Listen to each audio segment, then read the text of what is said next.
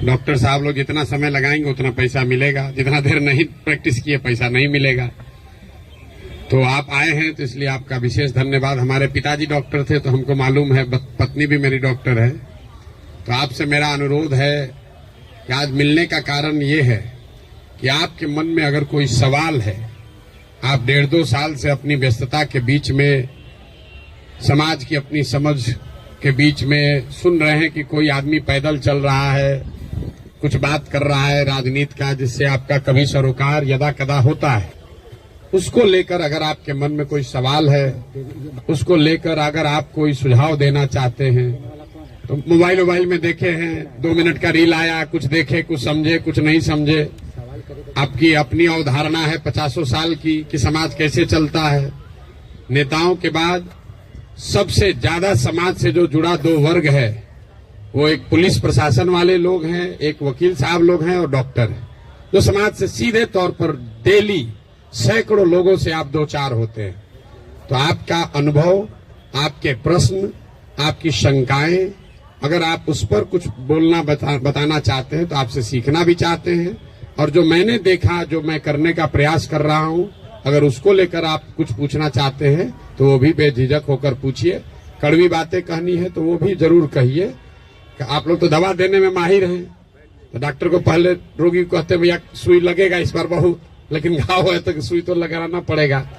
तो कड़वी बात भी कहनी है तो उसमें हिचकिचाइए नहीं, जो सवाल करना चाहते हैं करिए। इसमें कई लोग नॉन डॉक्टर्स भी बैठे हुए हैं, आप भी अपना, चूंकि डॉक्टरों की संख्या ज्यादा है इसलिए डॉक्टरों को मैं कह रहा हूं, बाकी दूसरे लोग भी अपना सवाल कर सकते हैं। बहुत बहुत धन्यवाद।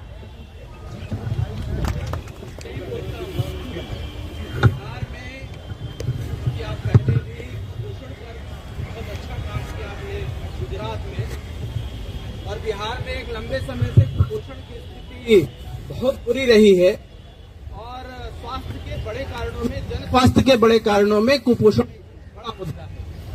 लंबे समय से बहुत सारे राजनीतिक दलों का मैं मैनिफेस्टो पढ़ाता रहा हूँ। कुपोषण की स्थिति को स्पष्ट करने के लिए कोई बहुत बेहतर तरीके से लोगों ने कुछ बात नहीं बोली है। महाशय, मैं माफी के साथ कहना चाहता हूं कि आपके रील को लगातार देखते हुए भी आपके द्वारा ये स्पष्ट दिशा निर्देश नहीं हुआ, या आपकी इसमें कोई भी बातचीत नहीं हुई कि बिहार में नंगे पैर चलने वाले बच्चे, ऊपर वस्त्र नहीं है, हड्डियां दिख रही हैं, लेकिन कुपोषण को दूर करने के लिए जन स्वराज में किस तरीके व्यवस्था हो। ये कंपोजिट इंडेक्स, ये इतना आसान नहीं है कि इसको एक दवाई देके, सुई देके और कुछ काउंसलिंग करके बाहर किया जाए। आप इसके विशेषज्ञ भी रहे हैं, आपने मोदी जी को इस पर एक दिशा निर्देश भी दिया है गुजरात में। मैं चाहता हूं कि इस विषय पे जन स्वराज अपनी स्थिति को स्पष्ट करे। बहुत मुझे ये जानना है कि अगर आपकी सरकार आती है तो हेल्थ में किस तरह का व्यवस्था परिवर्तन आप करेंगे, क्योंकि कोई भी सरकार आ रही है, व्यवस्था तो वही है। एक मिनिस्टर होते हैं, उनके नीचे सेक्रेटरी होते हैं, उनके नीचे उनके जूनियर होते हैं और बाकी लोग होते हैं, तो व्यवस्था तो वही होती है। आप इसको कैसे चेंज करेंगे और कैसे इस व्यवस्था में बदलाव लाएंगे ताकि सुधार जो है निचले स्तर तक पहुंच पाए? मैं doctor Rajesh Kumar Sinha, Patna medical college के 79 बैच का हूँ। मैं थोड़ी से 2 मिनट 4 मिनट समय लूँगा, ज़्यादा नहीं लूँगा। जब देश गुलाम था, आज़ादी की लड़ाई चल रही थी, लोगों को सपना दिखाया जाता था देश आज़ाद होगा, हाँ अपना देश आज़ाद होगा, अपना राज होगा, दूध की नदियाँ बहेंगी, कोई भूखा नहीं रहेगा। देश 15 अगस्त 47 को आज़ाद हुआ, सच्चाई सबको पता है उसके बाद क्या हुआ। 1971 में इंदिरा गांधी ने नारा दिया गरीबी हटाओ, भारी बहुमत से विजयी हुई। 1947 की गांधी की आज़ादी भूमिहीन, गरीब, अनपढ़ के लिए सब बेकार साबित हुआ। 1974 में जेपी मूवमेंट हुआ, 4 मैटर था, बेरोजगारी, भ्रष्टाचार, शिक्षा में परिवर्तन और महंगाई पर हुई। गरीबी हटाओ के नारे पर जीती इंदिरा गांधी की सरकार को आपातकाल लगाना पड़ा। 1977 में गरीबी हटाओ सरकार हार गई, जनता सरकार आ गई। 1974 की जेपी मूवमेंट के 50 साल हो गए, उनके प्रोडक्ट कितने भ्रष्ट हैं सबको पता है, वो कांग्रेसियों से भी ज्यादा भ्रष्ट निकले। Once again JP movement failed हुआ। 2012 में अन्ना हजारे मूवमेंट हुआ, उसका भी क्या हुआ सबको पता है। उसमें बहुत लोगों का विश्वास, पढ़े लिखे लोग नौकरी छोड़ के आए थे, और बहुत विश्वास के साथ आए थे। चूंकि Arvind Kejriwal IR Indian revenue service का था, उसके एक दाग नहीं था। अब मेरा आपसे एक क्वेश्चन है, अन्ना हजारे मूवमेंट के प्रोडक्ट अरविंद केजरीवाल और उनके साथी जो भ्रष्टाचार विरुद्ध जनता द्वारा भारी बहुमत से चुनाव जीत के आए, अधिकांश मोरल, ऑनेस्ट एंड कैरेक्टर के नहीं रहे, साथ ही साथ करप्शन में भी लिप्त रहे। अब आपकी पार्टी से जीते विधायक सत्ता में आने के बाद honest, moral, character and corruption free रहेंगे कि क्या गारंटी आप दे सकते हैं? ठीक, थैंक यू।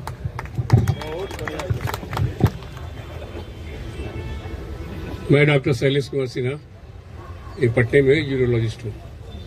मेरा केवल 2 सवाल है कि आप आइएगा, बिहार में सबसे ज्वलंत समस्या है करप्शन। हर एक जगह पूरे बिहार में छोटे से बड़े डिपार्टमेंट में करप्शन है, उसको कैसे आप हटाइएगा। दूसरा जो है, बिहार में जातिवाद है और लोग वोट भी देते हैं जात के नाम पर, इसको कैसे आप रिमूव कीजिए। Thank you. मेरा नाम इसहाक असर है। मैं पूछना ये चाहता हूँ आपसे कि मुसलमानों में अभी जन स्वराज या आपके प्रति ये विचार है कि आप भाजपा के बी टीम हैं, तो हम लोग मैदान में जाएंगे तो उन लोगों को कैसे समझाएं?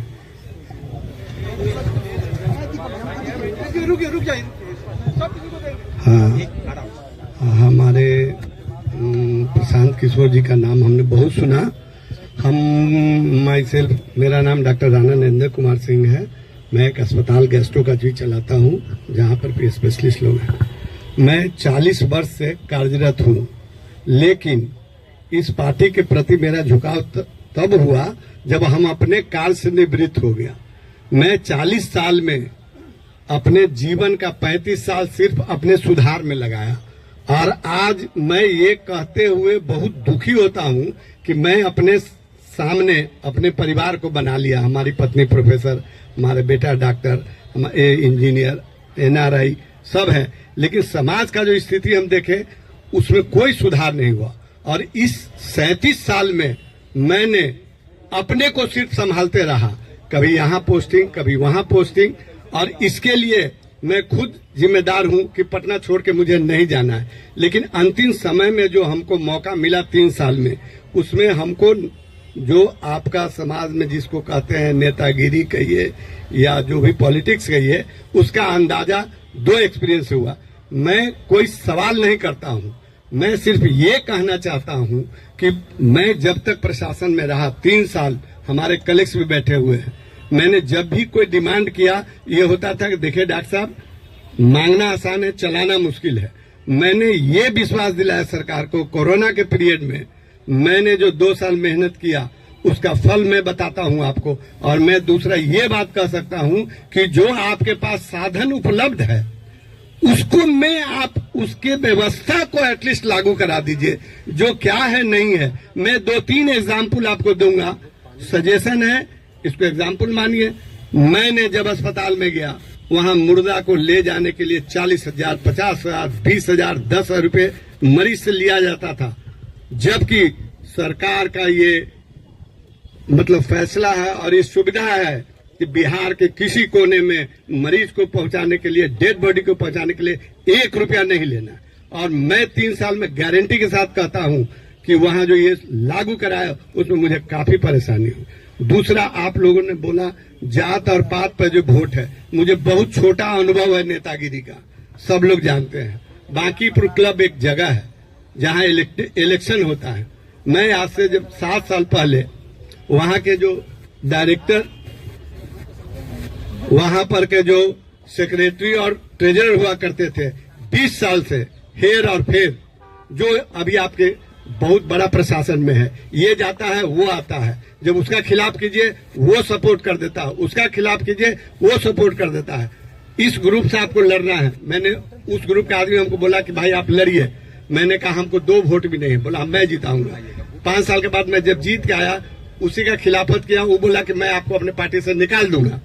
मैं बांकीपुर क्लब में हिस्ट्री में पहला बार इंडिपेंडेंट जीता, और उस इंडिपेंडेंट खड़ा हुआ और जीता, उसका कारण सिर्फ एक था, कोई जात का लोग हो। मेरे जात का वहां मात्र 10% लोग हैं, लेकिन वो इलेक्शन कोरोना के बाद हुआ था, और कोरोना में जो हमने मेहनत किया, और जो वहां के गरीब से लेकर के जो बड़े बड़े लोग थे, बड़े बड़े लोग का मतलब मैं आपको ये बता देता हूं, जो शीर्ष स्थान पर बैठे हुए लोग हैं उनको जो मैंने जान बचाया और जो इज्जत किया, जब भी कोई जो बिरादरी के लोग वोट करते थे कि भाई हमको उनको नहीं देना, बोला देखिए डॉक्टर राणा का जो उसमें जो काम किया है उनको छोड़ के बात कीजिए, और मैंने हाईएस्ट वोट से जीता।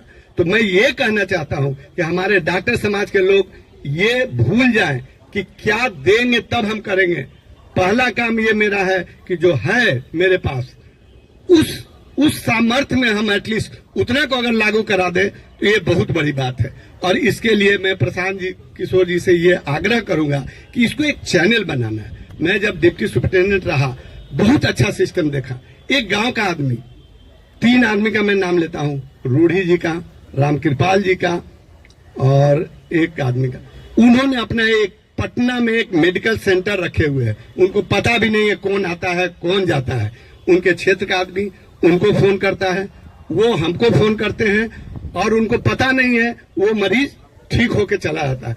ठीक होना खराब होना अलग बात है, जो सरकार का सुविधा है वो एटलीस्ट उसको उपलब्ध करा दिया। अब ये मेरा सजेशन है, हमारा एक्सपीरियंस है। एक छोटा सा मेरा ये रिक्वेस्ट है कि हमारे बड़े बेटा जो है ना रही हैं, वो भी आए हुए हैं, और उनका यही कहना था कि प्रशांत किशोर जी से मुझे मिलना है, लेकिन एक बात का मुझे भी जिज्ञासा है। उन लोग का भी 10 साल हो गया छोड़ के पटना आना चाहता है कि हम लोगों ने दिल्ली में जिस समय थे केजरीवाल जी के साथ उनके स्थान पर गए, ये गए। अब प्रशांत जी का भी हमको उस तरह का चेहरा नजर आ रहा है, लेकिन हमको ये भी भय लगता है कि प्रशांत जी के साथ जुड़ने वाले लोग प्रशांत जी को भी केजरीवाल की तरह नहीं बना दे। धन्यवाद। इंद्रजीत भाई है, इंद्रजीत भाई। मैं डॉक्टर पूर्णेंदु कुमार सिंह कटिहार से मैं आया हूँ। मैं सर को, प्रशांत सर को मैं सादर प्रणाम करता हूँ और यहाँ आए हुए सभी चिकित्सकों को भी नमस्कार करता हूँ। मुझे ऐसे कल आना था, आज मुझे पता चला कि चिकित्सकों की मीटिंग होने वाली सर के साथ, तो मैं आया हूँ।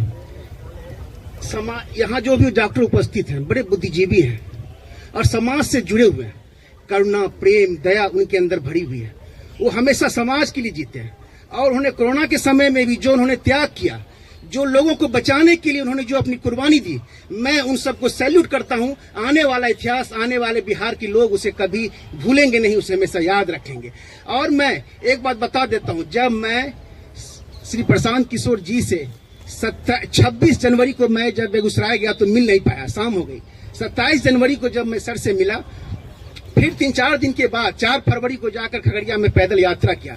मैं देखा, जब मैं उनसे मिला तो बड़ा प्रभावित हुआ। मैं इनके अंदर श्री जयप्रकाश नारायण और विनोबा भावे जैसा व्यक्तित्व दिखाई पड़ा। मैं इनसे प्रभावित हुआ। मुझे लगा कि एक व्यक्ति जो पूरे बिहार को बदलने के लिए निकला है, जो समाज को बदलना चाहता है, जो बिहार से गरीबी, बेरोजगारी और भुखमरी को दूर करना चाहता है, तो मैं क्या अकेला एक कटिहार जिले में कुछ भी काम नहीं कर सकता हूँ? मैं डॉक्टर के नाते, मैं जब डॉक्टर संजय से जब मैं बात किया फोन पर, मुझे मालूम हुआ कि चिकित्सा के क्षेत्र में जनसुराज में डॉक्टर संजय बढ़ चढ़कर हिस्सा ले रहे हैं, तो मैं इनसे पूछा कि क्या इधर भी कोई स्वास्थ्य चिकित्सा शिविर लगेगा क्या? इन्होंने बताया कि देर होगी, क्योंकि दरभंगा में, मधुबनी में, चंपारण में मुझे करना है। तो मैं भी सोचा कि बहुत देर हो जाएगी। मैं ऐसे परिवार से हूँ जहां मेरे दादाजी 2-2 बार कटिहार के सांसद रहे, मनिहारी से 4 बार विधायक रहे। देश के स्वतंत्रता की लड़ाई में उन्होंने बढ़ चढ़कर हिस्सा लिया। कई बार उन्हें जेल जाना पड़ा और श्री जयप्रकाश नारायण जी के कहने पर उन्होंने अपने पद से त्याग दिया था। आज तक मैं 35 सालों से किसी दल से नहीं जुड़ा। कई बार मौके आए, मुझे एक व्यक्तित्व की तलाश थी, ऐसे लोगों की तलाश थी जो लगा कि नहीं, देश को बदलना चाहता है, जहां से गरीबी, अशिक्षा, भुखमरी को दूर करना चाहता है। मैं अकेला निकल गया। मैं अपने सैलरी के पैसे से लोगों में दवाई बांटता हूँ। कटिहार जिले के हर पंचायत में मैं 17 मार्च से कैंप स्टार्ट किया हूँ, गांव-गांव जाता हूँ। मैं अकेला निकला था, आज कारवां बनता जा रहा है। मुझे कोई सहयोग नहीं था शुरू में, और मैं प्रत्येक रविवार को कैंप करता हूँ। और शाम में ड्यूटी खत्म करने के बाद मैं कम्युनिटी मेडिसिन का हूँ, professor and head of the department हूँ। मैं भूतपूर्व सांसद युवराज का पोता हूँ, और मैं शाम में भी जाके लोगों से मिलता हूँ, जनसंवाद करता हूँ, जनसुराज के बारे में बताता हूँ, आदरणीय प्रशांत किशोर जी के बारे में बताता हूँ, और लोगों के वहां भी जो 10-15 लोग इकट्ठे होते हैं, मैं उनका इलाज करता हूँ। मैं एक बात, मैं कुछ दिन पहले, अभी 8 से 10 दिन पहले एक वीडियो देखा। जिसमें कि एक टायर बनाता हुआ बच्चा जो साइकिल का टायर बनाता है, उसका नाम देश प्रेमी है। वो इंटरव्यू कोई पत्रकार ले रहा था तो कह रहा है कि बच्चे बाबू तुम्हारा नाम देश प्रेमी? हाँ देश प्रेमी है। कितना कमा लेते हो? हाँ आटा हो जाए छे, चावल हो जाए छे, कोई दिन भूखले सूख जाए छे। उसके बाद जो मैं सर का इंटरव्यू देखा, मैं अंदर से रो रहा था। मैं घर में जब वो इंटरव्यू देखा, मेरे आंख में आंसू आ गए। मेरी पत्नी बोली कि क्यों रो रहे हो, क्यों आंख में आंसू है? तो मैंने कहा कि नहीं ऐसे कोई बात याद आ गई, मैं आंसू पोंछ लिया। क्या हालत है, क्या देश की, क्या बिहार की व्यवस्था है 35 सालों से, क्या लोगों ने बना के रखा है। आप बुद्धिजीवी लोग हैं, आप आगे आए, आप नहीं आगे आएंगे तो कौन आएगा। ऐसे मैं कई वीडियो को देखता हूँ, मैं थोड़ा इमोशनल भी हूँ। जब मैं गांव में जाता हूँ तो आप बिलीव नहीं करेंगे क्या व्यवस्था है चिकित्सा की। लोग क्यों आते हैं, दवाई नहीं खरीद सकते हैं। लोगों के वस्त्र में देखता हूँ गंजी में 10-10 छेद रहते हैं, वैसे लोग दवाई लेने मेरे पास आते हैं। जब जानता है कि कटिहार से कोई डॉक्टर MD आया है, वैसे परिवार से आया है, उससे भी थोड़ा और ज्यादा भीड़ होती है मेरे, तो बड़ा दुख होता है। कोई आदमी अपने पत्नी को अग्नि मुखाग्नि देकर, बेटा शायद नहीं है, दे करके वैसे से कई सीन देखने को मिलते हैं। और वो अभी 13 दिन के बाद श्राद्ध होता है हिंदू समाज में, वो आदमी आ जाता है हमसे दिखाने के लिए, दवाई लेने के लिए। बड़ा दुख होता है। जब सीन देखता हूँ तो लगता है कि कौन, क्या भ्रष्टाचार है इस राज्य में। 35 सालों तक कोई परिवर्तन नहीं हुआ।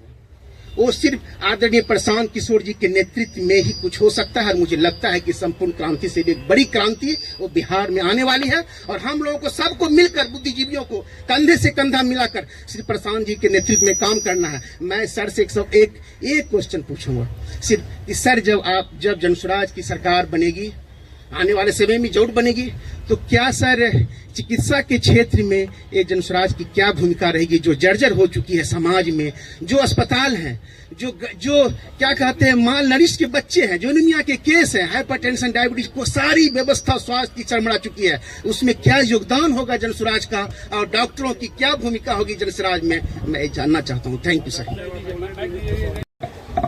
जितने भी आपने सवाल किए हैं वैलिड सवाल है। आपके डाउट्स, आपकी शंकाएं सब वैलिड ही है।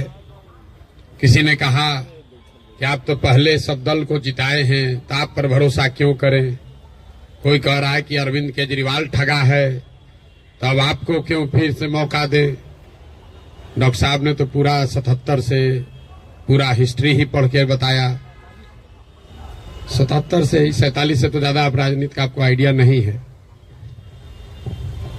मेरे भाई, कम से कम खुशी की बात यह है कि आप में इतनी चेतना बची हुई है, इतना हिम्मत बचा हुआ है कि आप आकर कुछ समाज या अपने विषय में कुछ बोल पा रहे हैं। जनसुराज की सबसे बड़ी ताकत, सफलता यही है कि इतने अपने आप को प्रबुद्ध कहने वाले लोग एक क्वासाई पॉलिटिकल प्लेटफॉर्म पर आकर बैठे हुए हैं। न तो नेता और को तो देख के आप पहले डर के भागते हैं कि चंदा उंदा लेगा, क्या करेगा क्या नहीं करेगा। आप यहाँ आए हुए हैं और इस घबराहट में नहीं है कि आपसे कोई कुछ ले लेगा, और आपकी हिम्मत हो रही है कि आप खड़ा होकर सवाल पूछ रहे हैं। ये जनसुराज की पहली ताकत और सफलता है। आप जितने यहाँ डॉक्टर सज्जन बैठे हुए हैं, जिन्होंने पूछा कि स्वास्थ्य व्यवस्था को आप कैसे सुधारिएगा, आप लोगों में कई लोगों को अपने अपने स्वास्थ्य मंत्रियों से भी मिलने का अवसर मिला होगा। उनसे कभी नहीं पूछे होंगे, क्योंकि बिहार सरकार में स्वास्थ्य विभाग का एक ही कार्यक्रम है, पता करो कौन डॉक्टर का सबसे ज्यादा प्रैक्टिस चलता है, उसका ट्रांसफर करो और उससे बदले में पैसा का उपाय करो। लेकिन आप में से किसी भी डॉक्टर ने आज तक ये हिम्मत नहीं की होगी कि जाकर पूछे स्वास्थ्य मंत्री से, जिसको आप वोट दबाते रहे हैं, कि भैया ये आप स्वास्थ्य सुधारने के लिए क्या करेंगे। पीछे सज्जन ने हमसे माल न्यूट्रिशन की भी बात पूछी है। अलग अलग आपने सवाल किया है, तो आप उन सवालों पर आएंगे, एक एक सवाल का जवाब भी देंगे। आपकी हमारी दुर्दशा इसलिए है कि बहुत साल पहले, सैकड़ों साल पहले, जो ग्रीस के बड़े दार्शनिक प्लेटो ने कहा कि if you do not participate in democracy, be ready to be ruled by your inferiors. अगर समाज में, राजनीति में आप भागीदार नहीं बनोगे तो इस बात के लिए तैयार रहो कि कोई मूर्ख आदमी राजा बनकर आप पर शासन करेगा। तो बिहार की जो दुर्दशा है वो इसीलिए है कि आप चाहे डॉक्टर हैं या व्यवसायी, अपने आप को सो कॉल्ड प्रबुद्ध कहने वाले लोगों ने राजनीति और राजनीति करने वाले व्यवस्था से अपने आप को अलग कर लिया है। और आप सोच रहे हैं कि जो आदमी शराब का व्यापार करता है, जो बालू माफिया है, वो आकर बढ़िया स्वास्थ्य व्यवस्था काहे नहीं बना रहा। ये कोई रॉकेट साइंस नहीं है मेरे भाई। आप बालू माफिया को स्वास्थ्य मंत्री बनाओगे तो उससे स्वास्थ्य व्यवस्था नहीं सुधरेगा। तो अगर आप गलत आदमी का चुनाव करेंगे तो गलत ही होगा। अब मैं शुरुआत करूंगा भाई साहब के सवाल से, क्योंकि इन्होंने वो व्यक्तिगत एक सवाल उठाया है कि आप अब बहुत बड़े ज्ञानी बन रहे हैं, आप ही तो इन लोगों को बढ़ाए। ठीक तो बात है मेरे भाई, हमको आप बहुत ज्यादा क्रेडिट दे रहे हैं। कोई किसी को बना नहीं सकता है। हाँ, ये जरूर बात है कि पिछले 10 बरस में इनमें से कई नेताओं को, दलों को बढ़ाने में हमने कंधा लगाया है। नीतीश कुमार को हमने नहीं बनाया है, लेकिन नीतीश कुमार का जब दुर्दिन हुआ था तो उनको जिताने में मदद की थी, तो वो उसका उतना दोष हमारा है। लेकिन आप यहां आज क्यों आए? आप प्रशांत किशोर को सुनने नहीं आए, आप किसी साधारण डॉक्टर के लड़के को सुनने नहीं आए हैं। आप यहां इसलिए भी नहीं आए हैं कि हम 2 बरस से पैदल चल रहे हैं। हम 20 बरस पैदल चलेंगे तो एक डॉक्टर अपना 1 मिनट समय नहीं छोड़ेगा। आप इसलिए आए हैं कि 10 बरस हमने वो काम किया है, समाज में लोगों को पता है कि ये आदमी अच्छा है, खराब है, इस आदमी को राजनीति का समझ है। अगर पैदल चल रहा है तो कुछ न कुछ सोचिए कि चल रहा होगा। ये अपने आप को बड़ा मत बनाइए, अपने आप को पेडेस्टल पर मत बैठाइए। हम जब पैदल चलते हैं, लोग दुकान में, दलान में बैठ के हंसता है, क्या ही चलने से कुछ होगा बिहार में। फिर भी हमारे पास आता है, इसलिए आता है कि उसको डर है कि ये प्रशांत किशोर चल रहा है। और वो डर इसलिए है कि 10 बरस हमने वो काम किया है जो आप कह रहे हैं। मैं इसका रेफरेंस क्यों दे रहा हूं? क्योंकि मैं किसी मुख्यमंत्री का लड़का नहीं हूं, मैं किसी प्रधानमंत्री का लड़का नहीं हूं, मैं एक साधारण डॉक्टर का लड़का हूं। और मेरा काम ही मेरा पहचान है। वो काम किए हैं तब आप हमको सुनने आए। हम आपको ज्ञान देंगे कि कैसे चुनाव होगा, आप सुनिएगा। अगर हमने 10 बरस वो काम नहीं किया होता, आप वो बात नहीं सुनते। लेकिन लालू यादव का लड़का, राजीव गांधी का लड़का अगर आकर आपको ज्ञान दे, तो चाहे जीवन में एक भी चुनाव न जीता हो, आप उसकी बात को खूब गौर से सुनिएगा, क्योंकि वो बड़े बाप का लड़का है। तो ये आप बात समझिए कि हमने उनको बनाया नहीं है, और अगर बनाया है तो उसको सुधारने का भी जिम्मा हम ही लेकर चल रहे हैं। आप कुछ नहीं कर रहे हैं। आप पहले भी कमेंट्री कर रहे थे, अभी भी कमेंट्री कर रहे हैं। किसी ने कहा आप पर भरोसा कैसे करें? आप पढ़े लिखे व्यक्ति हैं, अपने आप को प्रबुद्ध बताते हैं। आपसे ज्यादा तो गांव वाले जानते हैं जनसुराज के बारे में। 2 बरस से हम गांव गांव में घूमकर हमारे वोकल कॉर्ड में गांठ पड़ गया। ये बताते बताते कभी जीवन में हमने किसी से वोट नहीं मांगा। हम लोगों को यही बता रहे हैं कि हम पर भरोसा मत करो, किसी दल पर भरोसा मत करो, अपने बच्चों के लिए जगो, वोट अपने बच्चों के लिए दो। गांव वाले को बता रहे हैं, उसको समझ में आ रहा है, लेकिन यहाँ के आदमी को समझ में नहीं आएगा। और आप उससे बेहतर नहीं हैं। ये पढ़े लिखे लोगों को भ्रम है कि हम लोग बड़ा अच्छा है। बिहार का दुर्दशा इसलिए है कि यहाँ का लोग पढ़ा लिखा नहीं है। तो 2-3 ये जो राजनीति का भ्रम है वो आपको दूर कर देते हैं। बहुत लोगों को लगता है कि जो पढ़ा लिखा नहीं है इसलिए बिहार का दुर्दशा है। इस भ्रम को बिल्कुल दिमाग से हटा दीजिए। जितनी गलती पढ़े लिखे लोग कर रहे हैं, उससे कम गलती अनपढ़ लोग कर रहे हैं। जितनी अगर जाति की बात ले लीजिए, हिंदू मुसलमान की बात ले लीजिए, भ्रष्टाचार की बात ले लीजिए, तो पटना में जितने लोगों को आप जिता रहे हैं, पीछे के लोग तो फिर भी उलट पलट रहे हैं। पटना का विधायक पिछले 20-20 बरस से चुनाव नहीं हारे। और पटना की क्या दुर्दशा है आप लोगों को पता है।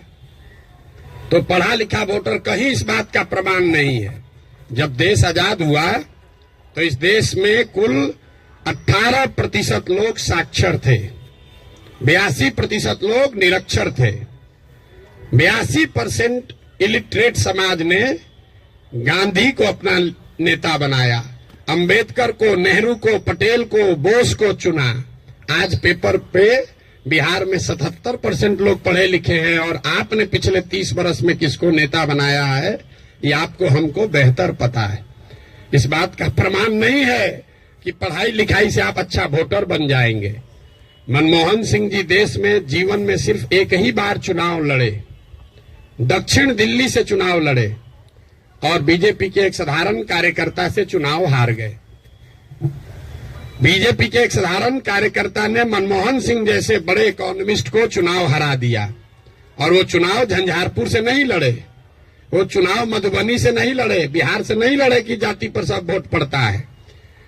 दक्षिण दिल्ली के उस लोकसभा से लड़े जहां पर सबसे ज्यादा पढ़े लिखे, सबसे ज्यादा high capita per capita income वाले लोग वोटर हैं। उन्होंने मनमोहन सिंह जैसे बड़े इकोनॉमिस्ट को छोड़कर एक साधारण कार्यकर्ता को चुना। इसका कोई प्रमाण नहीं है। हम लोग घर में कहते हैं कि हमारी दादी पढ़ी लिखी नहीं थी लेकिन बड़ा समझदार थी, लड़का पढ़ लिख गया है लेकिन बड़ा लंपट है। आप पढ़े लिखे होकर भी बहुत बड़े बेवकूफ हो सकते हैं और नहीं पढ़ा लिखा व्यक्ति भी बहुत समझदार हो सकता है। इसका मतलब ये नहीं है कि पढ़ाई की महत्ता नहीं है। पढ़ाई सिर्फ आपको इतना ही करता है कि आप इंफॉर्मेशन को प्रोसेस करने की आपकी क्षमता बढ़ जाती है, उसको आर्टिकुलेट करके प्रेजेंट करने की आपकी क्षमता बढ़ जाती है। आपकी प्रोसेस, आप उससे बहुत वाइज हो जाएंगे ऐसी बात नहीं है। दूसरा जो भ्रम आपने बताया, बिहार में तो सब वोट जाते पर पड़ता है, भाई साहब ने बताया, आपने उसका काउंटर भी किया, लेकिन ये सबसे ज्यादा पूछे जाने वाला सवाल है। पिछले 2 बरस से हर आदमी, हर सभा, हर मीटिंग में ये कोई ना कोई जरूर पूछता है, भैया सब तो ठीक है, जाति से कैसे निपटिएगा। तो पहली बात तो ये समझिए कि जाति जो है वो सिर्फ बिहार की सच्चाई नहीं है, जाति पूरे भारत की सच्चाई है, यहाँ के समाज की सच्चाई है। जाति की महत्ता जितनी बिहार में है इतनी ही आंध्र प्रदेश में है, इतना ही कर्नाटक में है, इतना ही गुजरात में है, इतना ही यूपी में है। आप में से कोई भी ऐसा आदमी नहीं है यहाँ जो उन राज्यों में जाकर राजनीति किया है या वहां चुनाव लड़ाया है।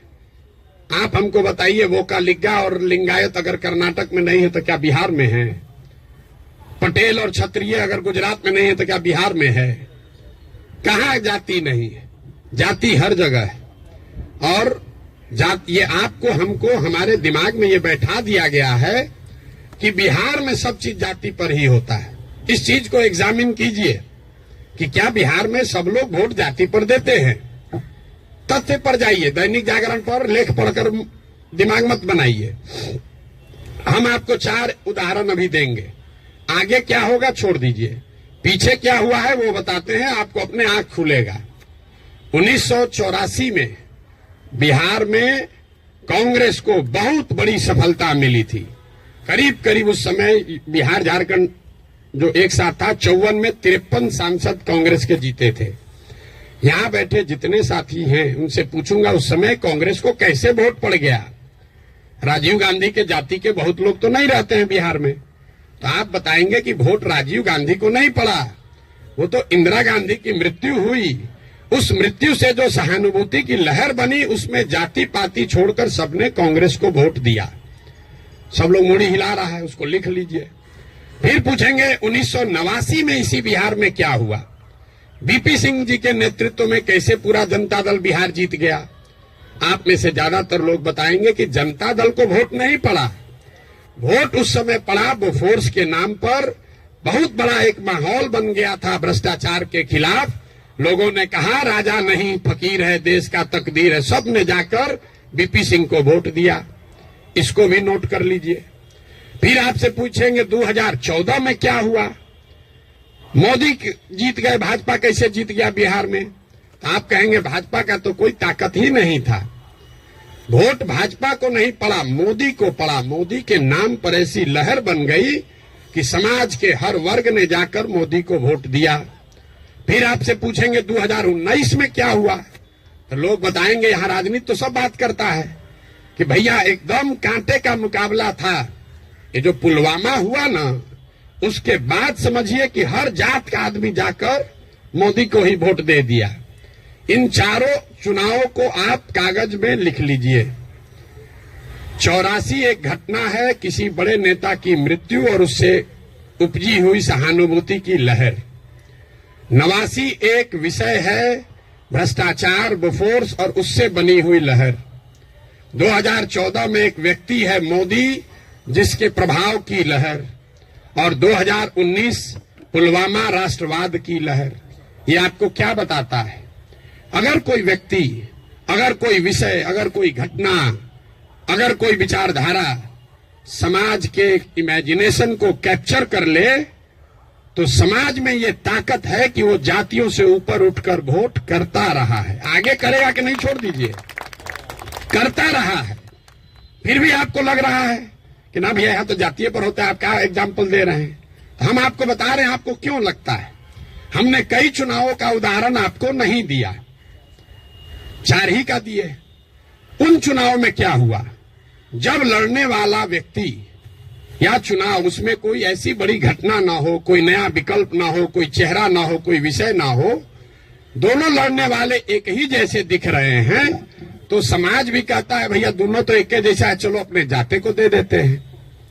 तो ज्यादातर समय जो चुनाव हुआ है पिछले 30-40 वर्षों में, वो कोई डिफरेंशिएटर नहीं रहा है। तो जिसको मीडिया कहता है बाहर वाला चुनाव नहीं है। अब आप कहिएगा तो लोकसभा का चुनाव का एग्जाम्पल दिए हैं, विधानसभा में ऐसा नहीं होगा। विधानसभा का एग्जाम्पल देख लीजिए। 2010 में नीतीश कुमार और भाजपा इसी बिहार में 206 विधानसभा जीतकर सरकार बनाए। उस समय नीतीश और भाजपा के गठबंधन में मोदी जी नहीं थे, मोदी जी का नाम इतना बड़ा नहीं था, अमित शाह नहीं थे, भाजपा की इतनी ताकत नहीं थी। उनके सामने उनका मुकाबला था लालू जी के गठबंधन से, जिसमें लालू जी थे, कांग्रेस थी और रामविलास पासवान जी थे। लालू जी की ताकत आज के तेजस्वी यादव से तो निश्चित तौर पर ज्यादा थी 2009 में। रामविलास जी की ताकत उनके लड़के से ज्यादा थी, और कांग्रेस भी उस समय 2009 में देश में सत्ता में थी। इसके बावजूद 2010 के चुनाव में एनडीए को, नीतीश और भाजपा को 206 सीट आया। वही गठबंधन जब वो 2020 में लड़े तो इस बार भाजपा के साथ मोदी भी हैं, अमित शाह भी हैं, देश में भाजपा की ताकत बढ़ी भी है। दूसरे साइड एनडीए में अब लालू जी के जगह तेजस्वी जी आ गए थे। रामविलास जी का दल तो उस गठबंधन में था ही नहीं, और कांग्रेस की भी ताकत कमी हुई। लेकिन एनडीए गठबंधन को 125 सीट भी मिलने में दम निकल गया। क्यों? क्या एनडीए को वोट देने वाले सारे जाति के लोग बिहार छोड़कर चले गए? नहीं। ऐसा इसलिए हुआ कि 2005 से लेकर 2009 की जो पहली सरकार नीतीश की चली थी, समाज का हर वर्ग ये समझता था कि नहीं, इसमें कुछ न कुछ काम हुआ है। तो जातीय समीकरण भी था और काम भी था, तो 206 सीट आया। लेकिन उसी बिहार में जब नीतीश का काम खराब हुआ तो उसी एनडीए गठबंधन को 125 सीट आया। आपको लोकसभा का उदाहरण दिया, विधानसभा का उदाहरण दिया, अब आपको मुखिया का उदाहरण दे देते। पिछले बार मुखिया के चुनाव में बिहार में 80% मुखिया चुनाव हार गया है, 80%, और वार्ड सदस्य करीब 95%। सब लोग अपने जाति से जीत कर आए थे। कैसे हार गए चुनाव?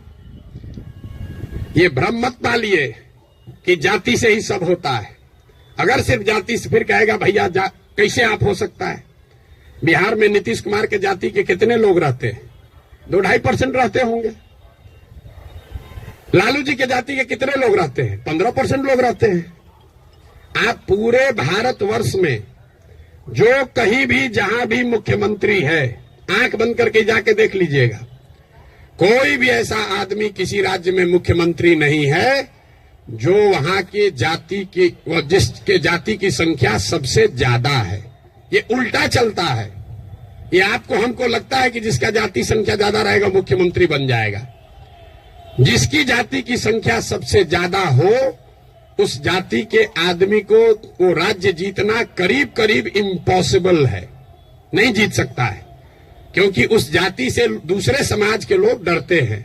वो सोचता है ये आएगा तो सब कब्जा कर लेगा, तो उसके खिलाफ कंसोलिडेशन भी होता है। आप यही नहीं, बंगाल देख लीजिए, यूपी देख लीजिए, तेलंगाना देख लीजिए, आंध्र देख लीजिए।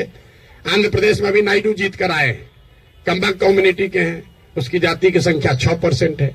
बगल में योगी जी हैं, राजपूतों की संख्या 4% है। उसके बगल में मध्य प्रदेश में यादव जी हैं, उनकी संख्या 5% से कम है। राजस्थान देख लीजिए, आप कहिए वो तो भाजपा का है, जितना रीजनल पार्टी है सबका उठाकर देख लीजिए, कहीं पर भी जिस जाति की संख्या सबसे ज्यादा है उसका नेता मुख्यमंत्री नहीं है। अब फिर यहाँ गलथेथाई का आदत है, कहेगा ना नीतीश तो पिछड़ा का नेता है। तो भाई अगर कोई नीतीश जी पिछड़ा का समीकरण गोलबंदी कर सकते हैं तो आप भी कर सकते हैं। आपको कौन रोका है? किसने रोका है कि कुशवाहा का जाति का कोई नहीं कर सकता है, या कोई ब्राह्मण नहीं कर सकता है, कोई राजपूत नहीं कर सकता है? भाई अगर कुर्मी समाज का आदमी कर सकता है तो कोई मुसहर भी कर सकता है, कोई कुशवाहा भी कर सकता है, कोई राजपूत भी कर सकता है। आप में वो क्षमता होनी चाहिए, वो प्रयास करने की का मादा होना चाहिए। जाति का भ्रम मत पालिए। और अंतिम बात, मान लीजिए एक बार कि आपको बात मान भी ले कि जाति बड़ा महत्वपूर्ण है, तो जिसको भी राजनीति के जरिए समाज का अगुवा बनना है उसके पास ये विकल्प नहीं है कि समाज में सब सुधर जाएगा तब हम आएंगे। सब आदमी कहता भैया करना तो चाहते हैं लेकिन बिहार में जातिवाद बड़ा है। अरे भाई, तो जब जातिवाद खत्म हो जाओगा तब राजनीति करने आओगे, तो ना जाति कभी खत्म होगा ना कभी आओगे। और अगर खत्म हो ही जाए, अगर भ्रष्टाचार खत्म हो जाए, जातिवाद खत्म हो जाए, बाहुबल खत्म हो जाए, तो आपके हमारे आने की जरूरत क्या है? जो खत्म किया है उसी को आगे रहना चाहिए। आपकी हमारी जरूरत तभी तो है। राजनीतिक अगुवा जिसको बनना है उसको समाज की कमजोरी और उसकी ताकत के रहते हुए ही उसका अगुवाई करना है। आप उससे अलग नहीं हट सकते। किसी ने भ्रष्टाचार की बात कही, भ्रष्टाचार पर आपका क्या प्रोग्राम है? कोई प्रोग्राम नहीं। भ्रष्टाचार तब सुधरेगा जब आप और हम भ्रष्टाचार कम करेंगे। हम हर गांव में कहते हैं कि जिस गांव में हम 5000 गांव में पैदल गए, गांव में सबसे पहले हल्ला कौन करता है कि बड़ा भ्रष्टाचार है, मुखिया चोरी कर रहा है, नाली गली नहीं बना रहा है, राशन कार्ड में पैसा ले रहा है, इंदिरा आवास में 20,000 लग रहा है, दाखिल खारिज में 10-15 हजार रुपया लग रहा है। वही आदमी करता है जो 2 बरिस पहले मुखिया के चुनाव में 500 रुपया लेकर वोट दिया है। सबसे पहले जो डॉक्टर साहब 50,000 रुपया देके खुद ट्रांसफर कराए हैं, बुरा नहीं मानिएगा, हमारे बाबूजी भी प्रैक्टिशनर थे, कि हमारा प्रैक्टिस ना गड़बड़ाए, हेल्थ मंत्री हमसे पैसा लेके हमको पोस्टिंग कर दे, अब बाकी सबके लिए ईमानदार हो जाए। कैसे संभव है रे भाई? कैसे संभव है? आप सोच रहे हैं कि हम 50,000 रुपया देके क्रीम पोस्टिंग करा लें, क्रीम पोस्टिंग खाली जाके हाजिरी बनाए, सिविल सर्जन को 5,000 रुपया दे, आप प्रैक्टिस करते रहे। स्वास्थ्य व्यवस्था को सुधारने के लिए बड़ा बड़ा लंबा लेक्चर दीजिएगा, ये कभी हो सकता है? नहीं हो सकता है। स्वास्थ्य व्यवस्था को लेकर जनसुराज की क्या सोच है? बिल्कुल ये सही सवाल है। सिर्फ स्वास्थ्य व्यवस्था को लेकर नहीं, 2 संकल्प जो जनसुराज में हम लोगों ने दिया है कि बिहार के हर पंचायत का, बिहार का नहीं, हर पंचायत का 8,500 पंचायतों का हम योजना बनवा रहे हैं, पैदल चल के खुद जाकर देखकर। और ये तय किया जा रहा है कि उस पंचायत में पढ़ाई की व्यवस्था कैसे होगी, 800 से 1200 रोजगार के अवसर कैसे पैदा किए जाएंगे, और उस पंचायत में जिस तरह की भी खेती होती है उस खेती को खाने वाले खेती से कमाने वाला खेती कैसे बनाया जाएगा। ये 8,500 कार्यक्रम, 8,500 डॉक्यूमेंट जारी करेंगे। आप में से ज्यादातर लोगों को पढ़ने का भी समय नहीं होगा, लेकिन 8,500 पंचायतों का अलग अलग योजना बनाकर जारी करेंगे चुनाव से पहले।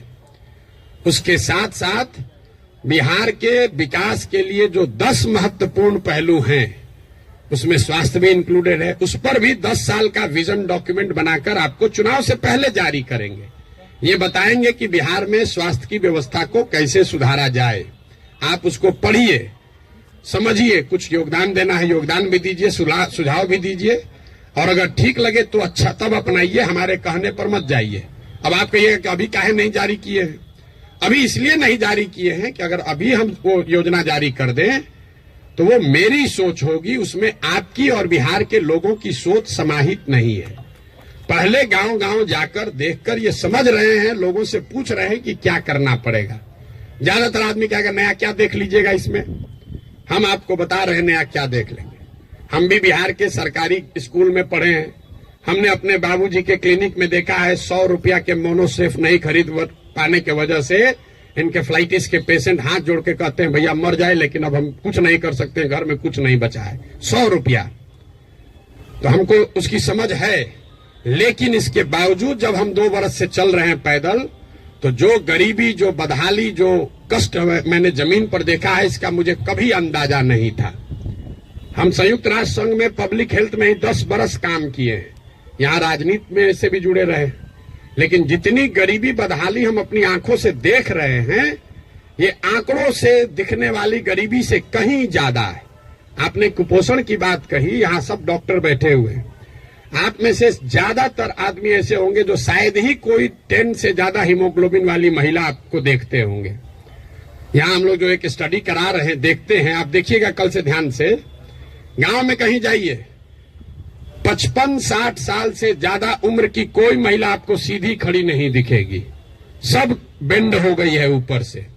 तो न्यूट्रिशन आप न्यूट्रिशन समझते अगर हैं, आप लोग तो डॉक्टर हैं, तो आपको पता है कि लंबे समय तक हीमोग्लोबिन के कमी की वजह से और ग्रोइंग एज में कैल्शियम नहीं मिलने की वजह से बोन का स्ट्रक्चर इतना कमजोर है कि समय से पहले वो बेंड होने लगता है। ये जब आप गांव में चलिएगा तो देखिएगा। 5 फीट 4 इंच से ज्यादा, 5 फीट 5 इंच से ज्यादा उम्र हाइट की कोई महिला आपको दिखने वाली नहीं है। आपने ठीक कहा, न्यूट्रिशन कोई वन शॉट सॉल्यूशन नहीं है, एंड इंटरजेनरेशनल प्रॉब्लम है। जिस मोदी जी के किताब पेपर की आप बात कर रहे हैं, एक आंकड़ा आपको दे रहा हूं। आज से 300 साल पहले यूरोप में लोगों की एवरेज हाइट भारत में लोगों के एवरेज हाइट से 1.4 इंच कम होती थी। अब यूरोप में 300 साल में on an average 1.6 inch Bharat से ज्यादा हो गई है। 300 वर्ष में करीब करीब 3 इंच लंबाई का असर पड़ गया है। और दुनिया भर में जो डेवलपमेंटल इकोनॉमिक्स पढ़ते हैं उनको मालूम है कि हाइट और लाइफ टर्म अर्निंग में डायरेक्ट कोरिलेशन है।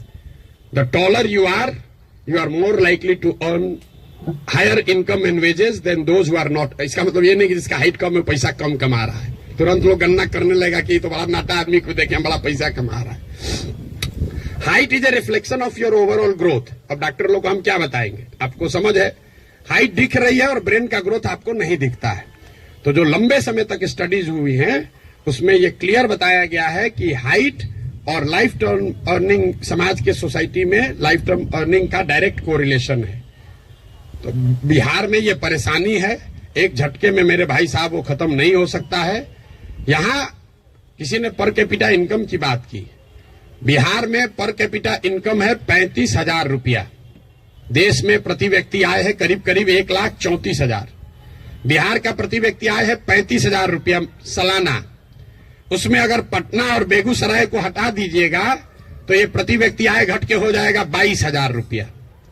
22,000 को जरा 365 से डिवाइड कर दीजिए, देखिए कि दिन में कितना हुआ। 100 में 80 आदमी यहां दिन में 100 रुपया भी नहीं कमा रहा है। आप किस न्यूट्रिशन की बात करेंगे। मुझे एक लड़का मिला, उसको हम लोग कैंप में शाम में खाना खिलाते हैं, जो लड़के आते हैं, बहुत ज्यादा खा रहा था। उसको ऐसे बुला के पूछे, बेटा ये इतना रोज खाते हो? बोला सर आज तक जीवन में ऐसा हुआ ही नहीं कि हम खाना खत्म कर लिए और तसली में अभी चावल बाकी है। आज तक ऐसा जीवन में नहीं हुआ कि हमारा पेट भर गया हो और चावल अभी तसली में बाकी है। जो जितना खाना है उसी से पेट भरना है। आप न्यूट्रिशन की क्या बात करेंगे। इन बातों की चर्चा आपने ठीक कहा जनसुराज में नहीं करते हैं। क्या करें, उसको जो सीधी बात बता रहे हैं कि 100 रुपया नहीं कमा रहे हो, ये समझे में नहीं आ रहा है, तो उसको कैल्शियम और हीमोग्लोबिन का कमी बताएंगे तो उसको बुझाएगा। हमको उसको उस भाषा में समझाना है जो उसको समझ में आए। आप बहुत बड़े ज्ञानी हैं, आप व्यवस्था को सुधारना चाहते हैं, सुधारिएगा तब ना जब व्यवस्था में आइएगा। तो व्यवस्था में आने के लिए आपको उस भाषा का, उस विषय का, उस तरीके का इस्तेमाल करना है ताकि आप व्यवस्था में चुनकर आए, तभी तो ये बनेगी बात। किसी ने कहा आम आदमी पार्टी की तुलना, आपको एक पैसे भी समझ नहीं है कि जनसुराज क्या है और आम आदमी पार्टी क्या है। आम आदमी पार्टी आंदोलन से निकली हुई एक पॉलिटिकल व्यवस्था है और जन सुराज में प्रशांत किशोर का जन सुराज का आंदोलनों में कोई यकीन नहीं है। हम रोज ये बात कम से कम 100 दफे कह चुके हैं। जन सुराज आंदोलन नहीं है, इसको जेपी के आंदोलन से कंपेयर मत कीजिए और इसको आम आदमी पार्टी के आंदोलन से कंपेयर मत कीजिए, क्योंकि आंदोलन है ही नहीं। क्यों नहीं है? हमको लोग आगे कहता है भैया आंदोलन कीजिए उससे बिहार सुधरेगा। मेरा आंदोलनों में कोई यकीन नहीं है, क्योंकि मानव सभ्यता का इतिहास आपको बताता है, पूरे दुनिया का, बिहार का, भारत का नहीं, पूरे दुनिया का मानव सभ्यता का इतिहास ये आपको बताएगा कि आज तक किसी भी आंदोलन से, फ्रांस की क्रांति को अगर आप अपवाद के तौर पर हटा दीजिए तो किसी भी रेवोल्यूशन से, आंदोलन से कभी समाज का भला नहीं हुआ है। आंदोलन और रेवोल्यूशन जो है वो किसी को सत्ता से हटा सकता है। वो तेज हथियार है जिससे आप बड़े से बड़े वृक्ष को काट सकते हैं, उससे आप नए समाज का निर्माण नहीं कर सकते। भाई साहब खड़ा होकर जेपी का आंदोलन का एक उदाहरण दे रहे थे। मेरे भाई, जेपी का आंदोलन कहां कहा गया है? आप तो जेपी के आंदोलन में शायद जुड़े हुए हैं, आपने दावा किया। जेपी के आंदोलन में कहां कहा गया है कि बिहार को सुधारा जाएगा? जेपी के आंदोलन का नारा था संपूर्ण क्रांति, इंदिरा गांधी को हटाओ। तो उस आंदोलन की, क्रांति की इतनी ताकत थी, इंदिरा गांधी को हटा दिए। नया व्यवस्था बनाने की बात कहां कही गई थी? अरविंद केजरीवाल या आम आदमी पार्टी ने नई व्यवस्था की बात कहां कही? उन्होंने कहा भ्रष्टाचार हटाओ। हम तो नहीं कह रहे भ्रष्टाचार हटाओ, क्योंकि दुनिया में कहीं इसका कोई प्रमाण नहीं है कि कोई एक कानून बनाकर आप भ्रष्टाचार खत्म कर देंगे। ये तो सतत प्रक्रिया है। जिन देशों ने भ्रष्टाचार पर अंकुश लगाया है, दुनिया में सबसे ईमानदार देश कौन है? जो स्कैंडिनेवियन कंट्रीज हैं, फिनलैंड, स्वीडन, नॉर्वे, डेनमार्क, वहां जाइएगा, वहां करप्शन मिनिमम है। आप जाकर उसका अध्ययन कीजिए कि वहां कैसे करप्शन कम हुआ। वहां अरविंद केजरीवाल थोड़े पैदा हुए थे, वहां जन लोकपाल करके कोई विधायक नहीं पारित हुआ। वहां भ्रष्टाचार 4 तरीके से कम हुआ है। पहला, समाज में ये जागृति बनी लंबे समय में कि अच्छे और स्वच्छ लोगों का चुनाव करो, मतलब इलेक्टोरल प्रोसेस को जहां तक हो सके उसको स्वच्छ बनाया गया। आप में से कुछ लोग सोशल मीडिया पर अभी देखे होंगे, नीदरलैंड्स का प्रधानमंत्री अभी आज से करीब 2 हफ्ते पहले 12 बरस प्रधानमंत्री रहने के बाद हटा है, तो वो साइकिल से अपने घर से अकेले निकल रहा है।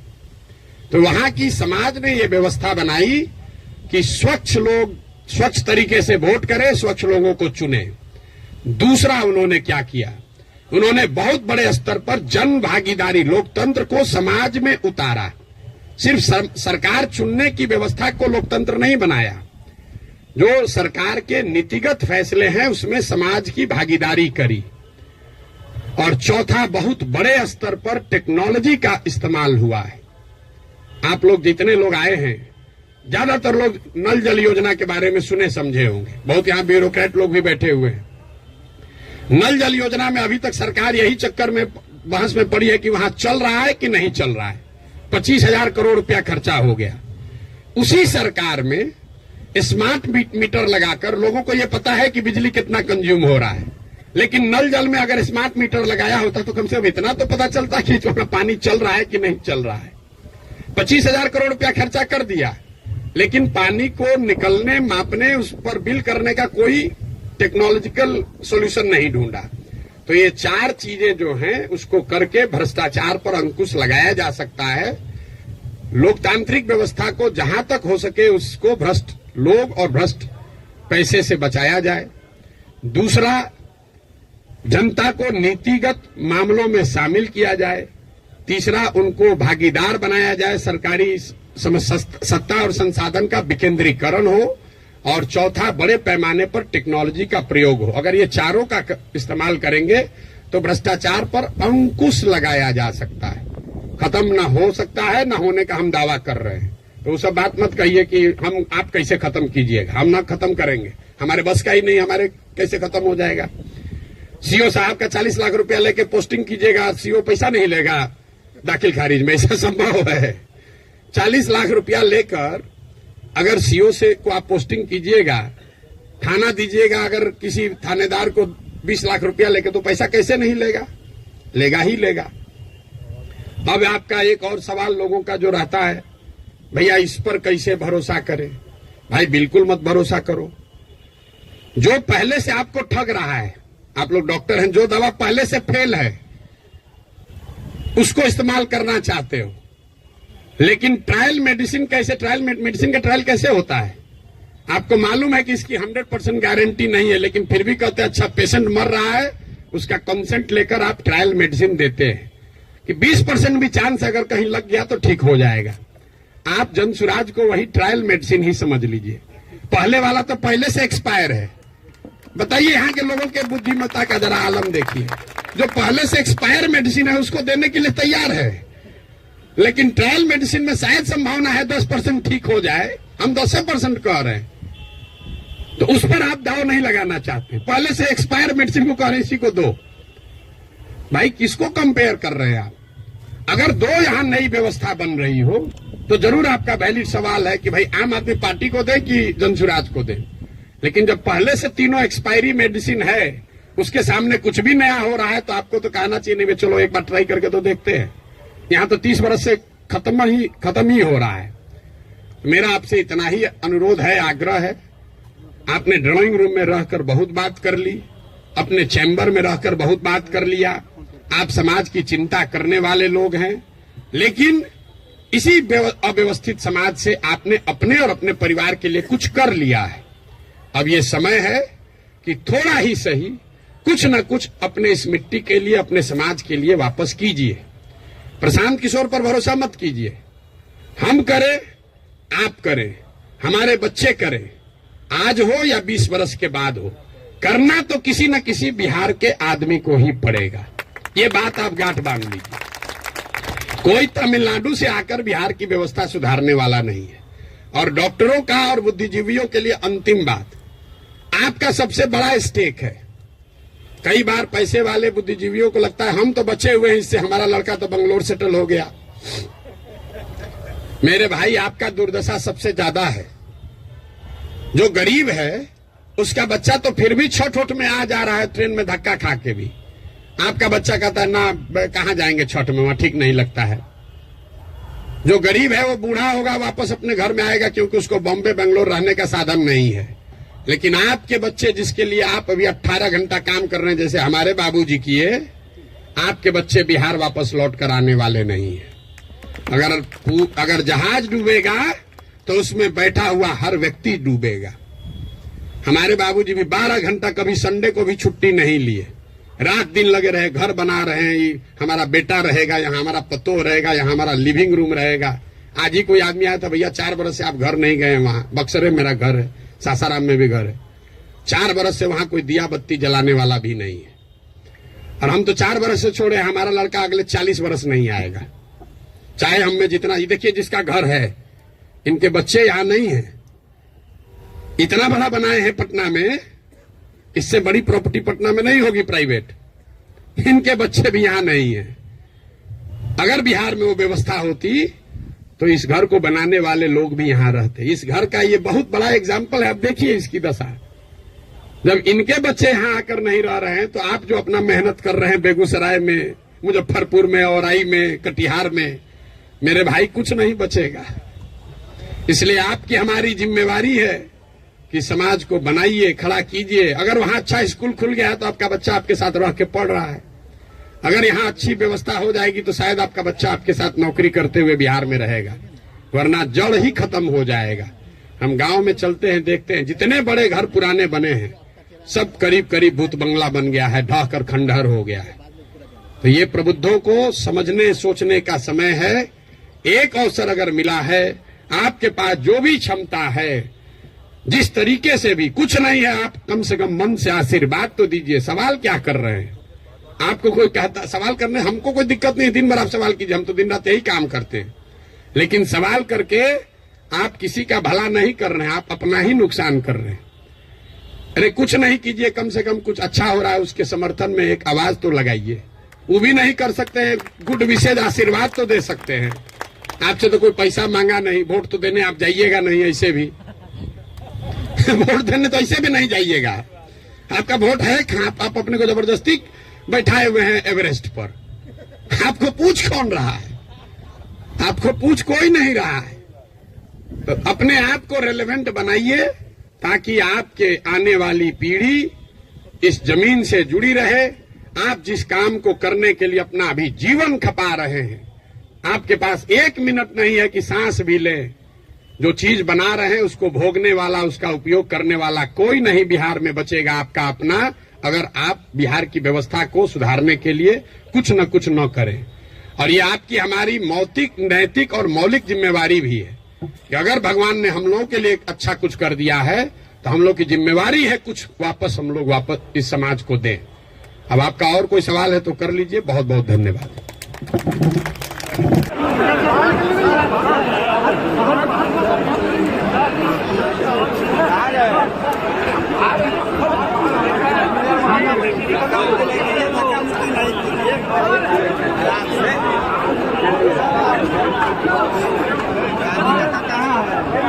यार धक्का भी कर रहा है।